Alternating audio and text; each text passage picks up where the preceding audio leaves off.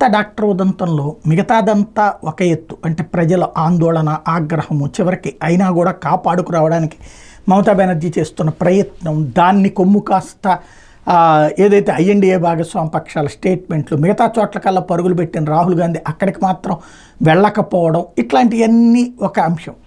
But ఒక ఆడపిల్లల జీవితాలతో చెలగాటం ఆడుతున్నటువంటి పరిస్థితులు అక్కడే కాదు అనేక చోట్ల జరుగుతున్నటువంటి సందర్భంలో ఈమె ఇచ్చినటువంటి స్టేట్మెంట్ ఇప్పుడు దేశం యావత్తు కూడా సంచలనం సృష్టిస్తున్నటువంటి స్టేట్మెంటు.